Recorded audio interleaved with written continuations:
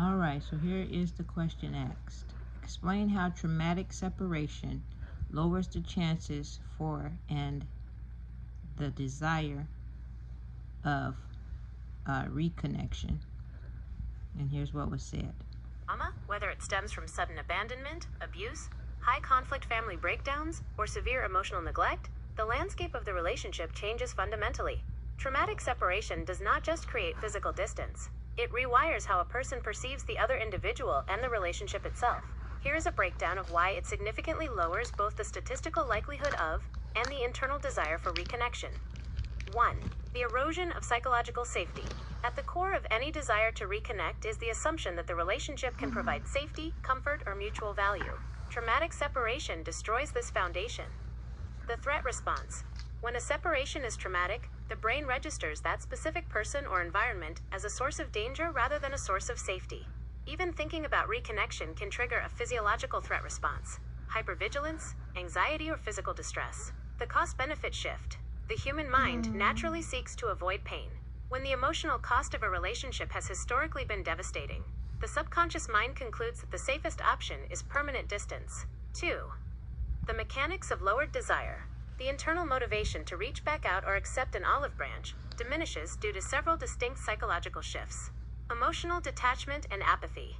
Initially, a traumatic separation causes intense pain or anger. Over time, however, to survive that pain, a person often undergoes emotional burnout or detachment. Once an individual reaches the stage of apathy, the active desire to fix, explain, or reconnect evaporates. The shattered illusion, trauma, often forces a stark realization about the other person's capacity for harm or indifference. Once someone sees a parent, partner, or family member clearly through the lens of the trauma they caused, the idealized version of that person dies. You cannot long for a relationship that you now realize never truly existed in the way you thought. The growth of autonomy. Surviving a traumatic separation requires immense resilience.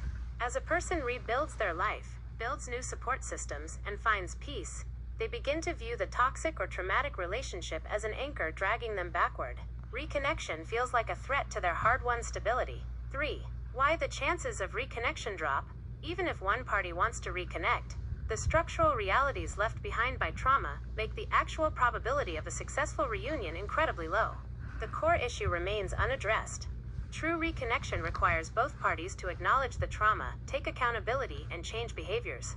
In most traumatic separations, the harming party minimizes the event, rationalizes it, or expects a clean slate without doing the heavy psychological work. Without mutual accountability, any attempt at reconnection quickly collapses back into old, harmful patterns. The double injury. If an individual tries to reconnect and faces the same dismissive, defensive, or abusive behavior that caused the initial separation, it creates a secondary trauma. This double injury usually seals the door shut permanently, ensures total loss of trust, and lowers the chance of any future attempts to zero.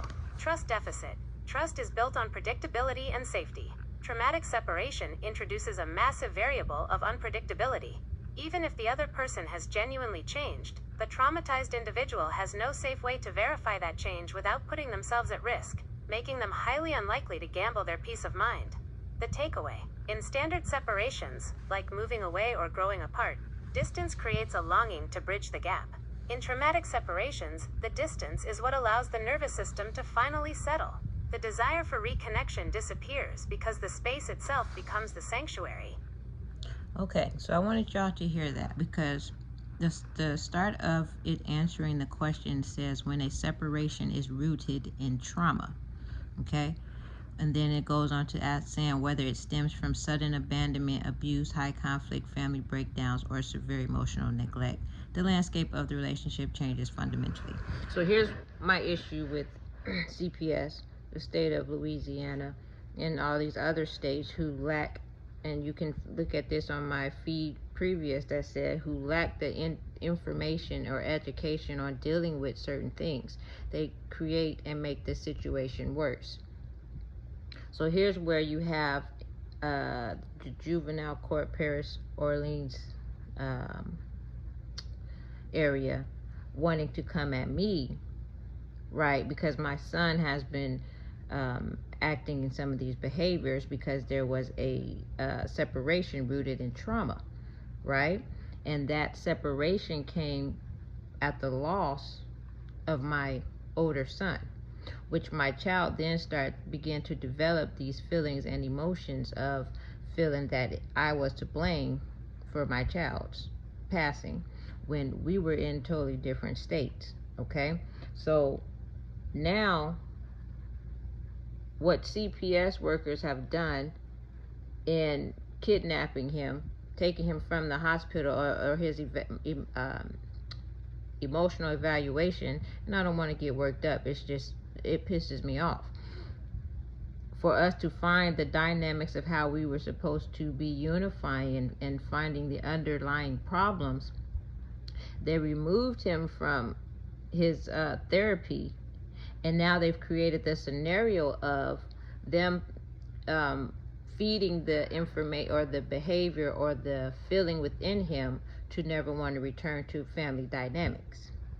Okay, so they don't want to be blamed for that and the cause of that, right? The separating of black families. So they presume that he has been somehow mistreated by me because we sought out after the help of these dynamics of trauma, right? And expressing to them, I have post-traumatic stress myself, right? And they, knowing this, they decided to use those dynamics against the black household. So this is the things that piss me off, right? And then they're doing it on to the youth, the children.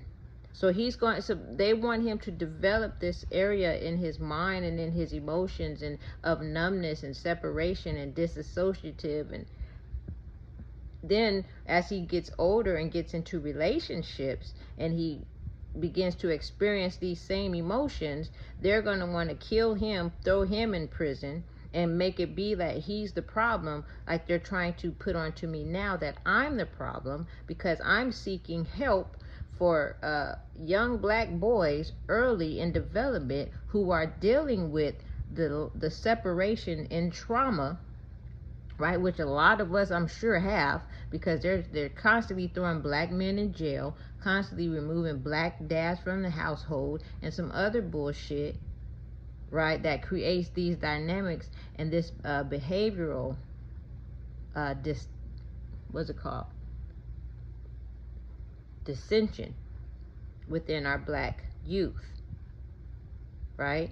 And the white people, there are some white people who have given the task to do so to black faces, and their ignorance, they go right along and do it. So in the presumption that my child not wanting to be at the house, or him going through his emotions and things like that, to presume that I'm the cause of it when I was right along with him, asking somebody to be able to give, the evaluation so that we can make sure it was emotional, or make sure it wasn't, rule out it being mental. And these MFers came and took him from the hospital where he was having the evaluation done without contacting me, and then through me to have to go to all these court proceedings and hearings because they want to go ahead and put it in their brain that his reactions is because of something I done. I didn't take my son out. I didn't have my own child unalived. Somebody said that means suicide, but I think unalive is just not alive, And so we're both trying to process this, and we asked verbally and told them verbally, we need help navigating through this shit. And so the ignorant who wants to be the authority just started causing more problems. And so now they're dragging out court hearings, month here, a month there, because if they have any idea of how mental or behavioral stuff works, then what was just read says that he will begin to develop a mindset or wiring within himself to never want to be around his family. This is how come they're already pinpointing and pushing it in my head, oh, your child's at foster care. Because now they're going to antagonize the other family dynamics, the family I came from, find problems with that, right? And then start trying to move my child about.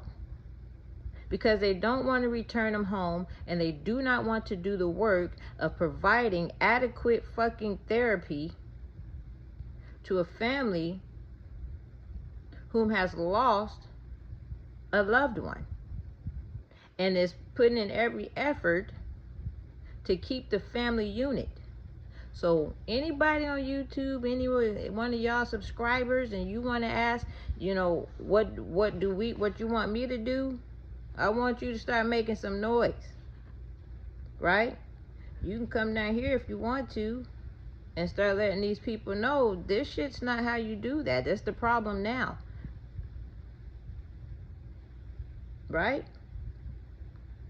We got to start sticking up for each other, standing up for each other, right? And in the scenario where it's an adult or there's a minor child involved, then I have authority and a say-so on how we handle getting my minor or my child the assistance, the therapy, the counseling, the help that he needs. Now, when it comes to adults having the same issue, because it's gone too far, because idiotic people in this system do stupid shit just like this, and they let it go too far, then that's where I can recognize and say, hey, well, I probably should remove myself, because this adult, just like I'm an adult, right? Somebody has to be the mature one, so that we don't keep creating trauma for the kids. Okay? So yes, you guys are it's not that difficult to put in a little effort to be worth a damn.